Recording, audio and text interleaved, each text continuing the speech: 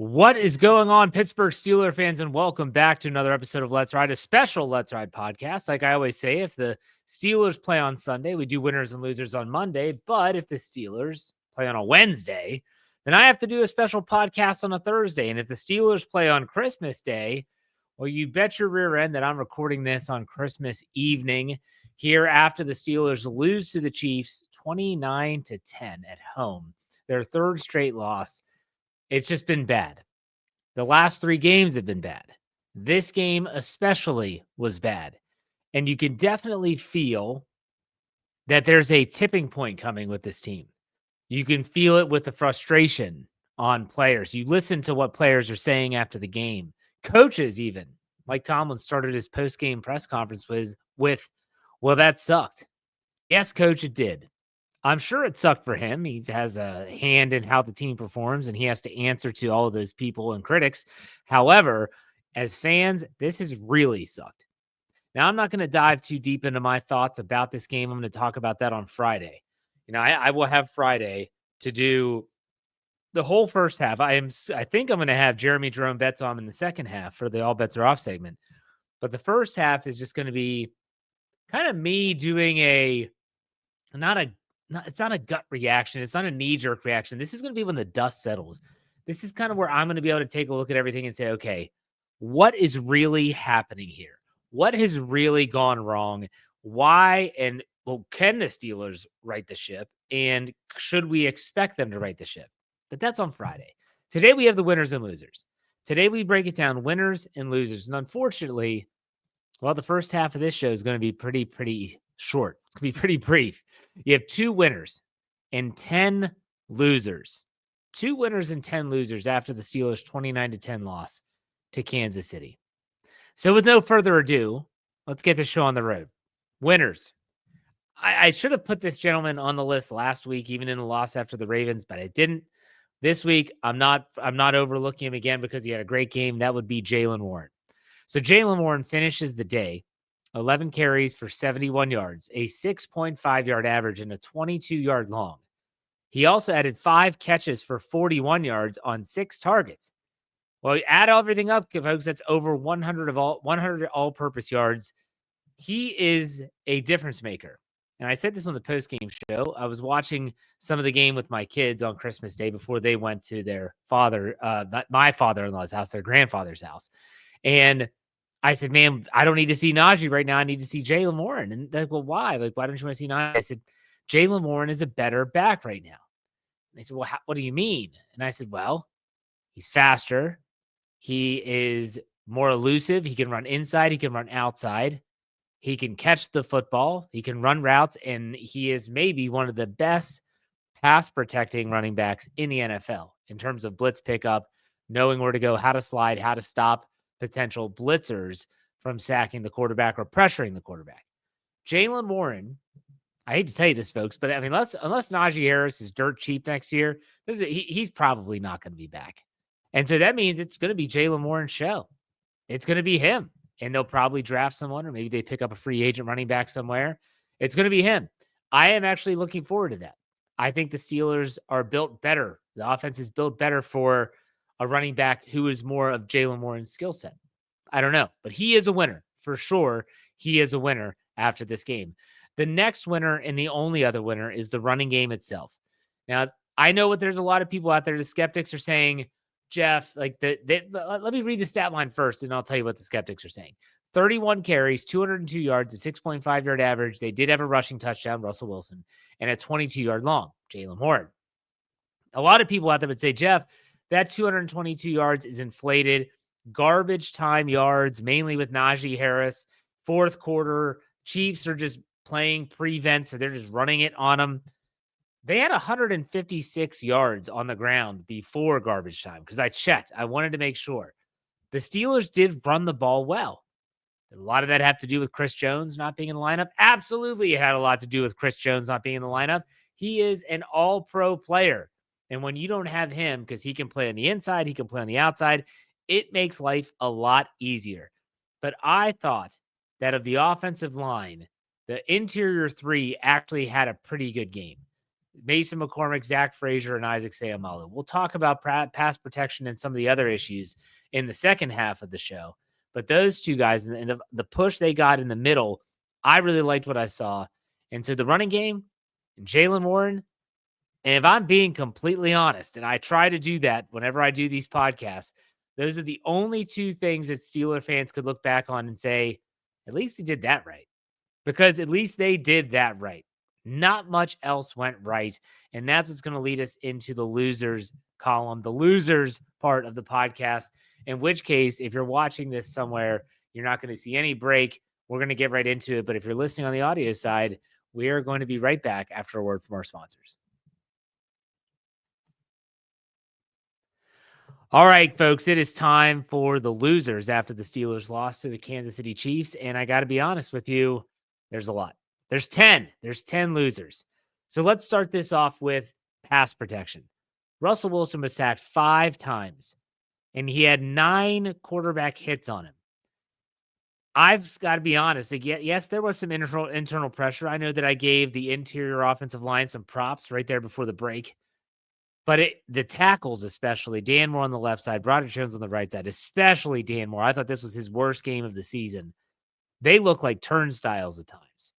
And when you're playing a team that is so technically sound as the Kansas City Chiefs, and Spagnuolo knows how to orchestrate a defense, you got to be able to protect the quarterback. Russell Wilson was a little skittish in the first quarter. He settled in, started making some throws, but he just had those moments where everything around him just broke down. He just, again, sacked a lot, hit a lot, not what you expect from the Steelers at home against a team without their best defender in Chris Jones. So it's one of those situations where the pass protection, I thought, was very, very poor and not a good look for either tackle, especially Dan Moore. All right, let's go to the next one. Turnovers. I talked about this in Keys to Victory on Monday. And I said how it's been since the New York Jets primetime game. That was a Sunday night affair. Russell Wilson's first start. That was the last game the Steelers have had where they didn't turn the ball over.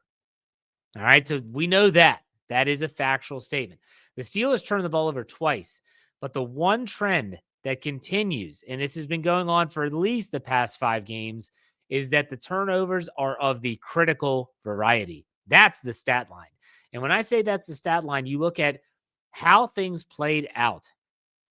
We think Jaylen Warren scores a touchdown. Darnell Washington gets called for a hold. And then after that, Russell Wilson throws a very costly interception in the red zone. That's a critical turnover. People were saying that George Pickens was supposed to run a different route that was going to pull the safety to his side and would leave Pat Freiermuth open. I don't know if that's the case or not. I'm not about to sit here and lie and blow smoke and say that that was or wasn't. But I will say that these turnovers are critical. Then you get into the point where Pat Freiermuth, he catches a would-be conversion short of the sticks. And maybe some might say that the game was over before that, but still fighting for extra yards, coughs it up. It is, again, recovered by the Kansas City Chiefs. And so when you look at this also, I mean, my gosh, we'll talk about the defensive takeaways. I'll hold that for then. But the turnovers are an ongoing and growing issue with this team, and they just can't seem to get out of their own way. I have mentioned the razor-thin margin for error for the Pittsburgh Steelers against good competition, which, by the way, in the playoffs, they're going to be facing good competition. That razor-thin margin, you can't turn the ball over. You just can't. And they can't not turn the ball over, it seems. All right, let's go to the next one. You know, while the Steelers are turning the ball over more, the pass rush is absolutely not getting home. Last week against Baltimore, they had 1 sack. That was a strip sack of Alex Highsmith on Lamar Jackson. Other than that, they didn't touch him. Patrick Mahomes, 0 sacks in this game and only 2 quarterback hits. Now, I get it. They're getting the ball out of Patrick Mahomes' hands quickly. They're not giving him the pass rush time to kind of, rally the troops, and he's back there holding it. They don't want him to take those hits. I understand that. But that also means that the secondary is not holding up. We'll talk about them shortly. But the pass rush, when you're talking about Cam Hayward, TJ Watt, Alex Highsmith, Nick Herbig. I mean, Nick Herbig. Where's Nick Herbig? TJ Watt's a little banged up. Alex Highsmith's playing great. I think he's playing some really good football right now. But TJ Watt's banged up. This is where you'd expect Nick Herbig to come in and have some of the splash we saw earlier in the season. He's not getting it done. And for some reason, the Steelers made Preston Smith, out of all people, Preston Smith inactive. It's probably because he doesn't play special teams, but still, with TJ Watt not 100%, I was shocked that they didn't have him active in this game. The pass rush absolutely finds their way on the loser list. Let's go to the next, the defensive secondary. So the Kansas City Chiefs had the following stat line for their receiving core: 29 catches, 320 yards, an 11-yard average. They caught 3 touchdowns, had a 49-yard long reception, and 38 targets. This Steelers defensive secondary, and if you listen to what the players said after the game, they were furious. And they talked about how if one player doesn't do their job, everything else falls apart. Now, no one would say who that one player is, and there's a lot of people out there guessing. Some are thinking it's Cam Sutton. Some are thinking it's Minkah Fitzpatrick. I don't know who they're referring to, but it is a problem. The Steelers have these situations where, and offensive coaches know this because it's on film. And when I say they have these situations, these coaches are looking at, okay, if we motion this player into a trip set on this side, they struggle to identify what to do. And what does that equate in? Someone is wide open. You saw it last week with Isaiah Likely. You saw it last week with Mark Andrews. You saw it this week with Travis Kelce, the biggest name tight end in the NFL. You lose track of him. I don't understand that. We'll get to that again later. But the defensive secondary for the Steelers is awful right now. And a lot of it comes down to preparation and communication. 2 things they're not doing well. Let's go to the next loser, the red zone defense. All right, bend, don't break, right? Bend, don't break. They gave up 4 touchdowns in 5 trips. 4 for 5, the Kansas City Chiefs were. 4 for 5. And so, man, like, you want to know what the issue was. Well, the issue was blatantly clear. The bend, don't break was bend and break, not bend, don't break. The red zone defense it just wasn't there. There were times in this game where a 3rd and 4 almost felt like when they played the Ravens, and Dave Schofield has talked about this, where teams are so aggressive that a 3rd and 4 should be treated as if they have 2 more plays to get it. But it felt like they were just picking their spots. 3rd and 4, okay, we'll dial up this play. Xavier Worthy goes in motion. We hit him on a quick little out. He's going to catch it. He's going to turn it upfield. He might turn that into a much bigger game, but we're at least going to get 4. And if they run zone, well, Travis Kelce, find the soft spot, boom, pitch and catch, move the chains, and we continue to just bleed the clock, bleed your hopes, bleed your dreams from the game. Red zone defense, absolutely bad, horrible. Let's go to the next loser, anyone who is tasked with covering a tight end. So the Kansas City tight ends had the following stat line: 3 players, 11 catches, 150 yards, and 2 touchdowns scored. This was reminiscent of back in the day. We're talking early 2000s, late 2000s, where the Steelers would go up against a team like the Patriots, and we'd all hear the same thing, right? What was that? Oh, they can't cover a tight end. Steelers can't cover a tight end. And it wasn't until Ryan Shazier came that people started to say, okay, now maybe they can start to cover them because they're athletic enough. Whatever the case was, Patrick Queen didn't have a great game, but I don't think Peyton Wilson had a great game. No one that was tasked with covering a tight end had a great game. But when you're also having miscommunication issues, and again, how do you not guard Travis Kelce? I don't get that. If there's one player on the Chiefs, you're like, okay, that's him. Mark up, make sure someone's on you. If Juju Smith-Schuster, who's a 3rd weapon for them, gets you, 4th weapon if you count Kelce, then okay, it was your 4th weapon. This is not that as awful. And Dante Jackson, a cornerback in absolute trail position on Justin Watson, a tight end. Come on, people. Like, that is a damning statement. A damning statement. Let's continue. The next loser is the red zone offense. The Steelers go 1-for-4. 1-for-4. 4 trips into the red zone. They score 1. They convert 1. And when you think about how everything worked in the red zone, it was bad. You think you have a touchdown that ends up coming off the board due to a holding call on Darnell Washington. You have a turnover in that drive. It was bad. And this is again, we are saying some of the same things over and over again. And what I mean by that is that this is not a new issue. The red zone defense, give or take the week, I mean, it has been an issue, but red zone offense has been an issue all year long, and it continues to be. We have 3 losers left. The next loser, defensive takeaways. So this is something the Steelers have done all year. They have always taken the football away. They have been great at taking the ball away.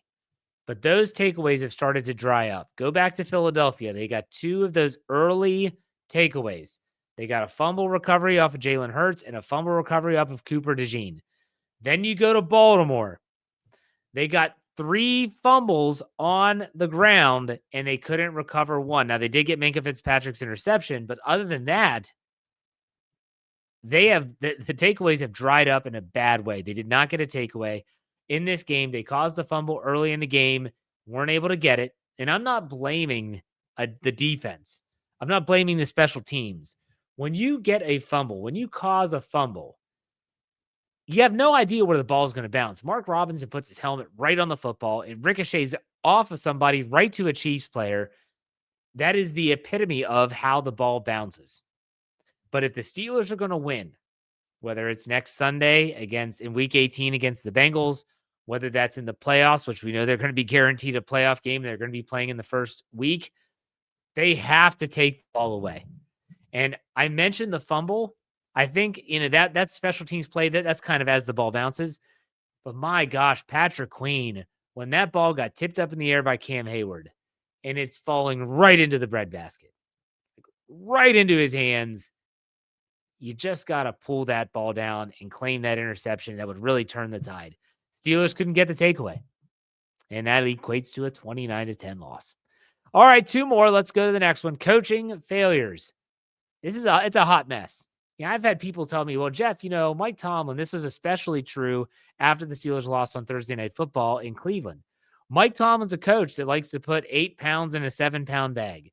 Mike Tomlin's a coach that needs to prepare. Okay, that's great, but it's really tough when the Steelers are the ones every week. Okay, so going into the Baltimore game, short week, yes, they had to travel. John Harbaugh has his team ready. Mike Tomlin, not so much. Derrick Henry runs rap shot. He runs all over. Next, you go to this game. The Chiefs are traveling, and they have 3 days to prepare. They never even really practice. They just do walkthroughs.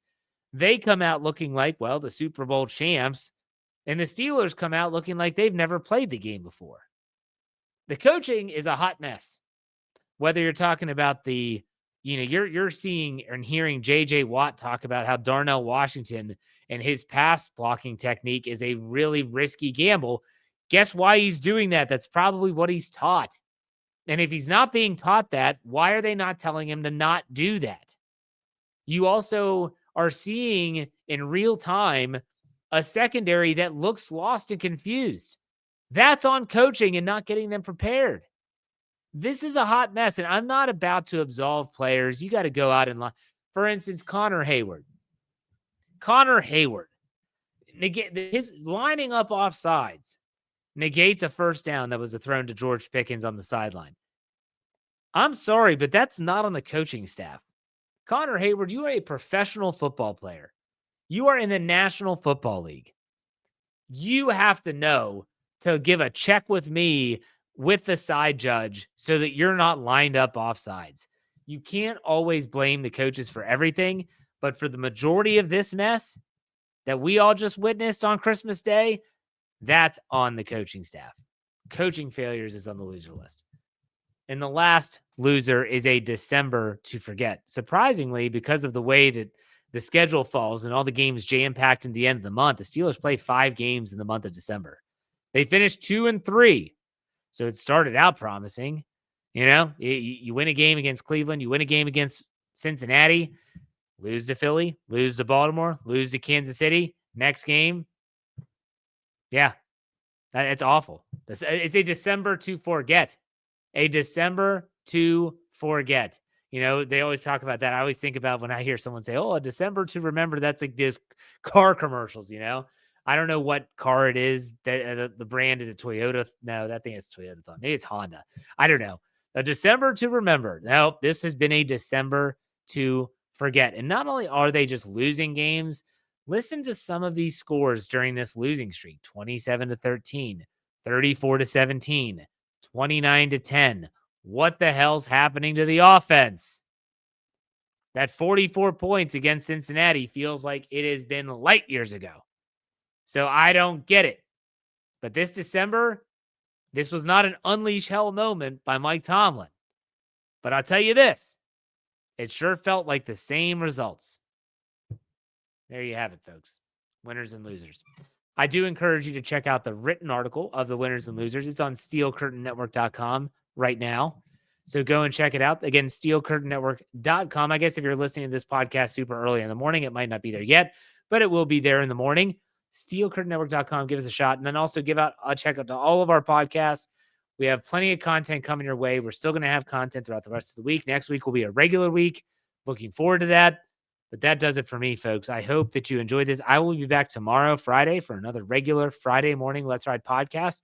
In the meantime, you know how you finish these up. Be safe, be kind, and God bless. Have a great rest of your week. Hope you had a Merry Christmas, Happy Hanukkah, whatever you celebrate, Happy Holidays. We'll see you on Friday. Go Steelers.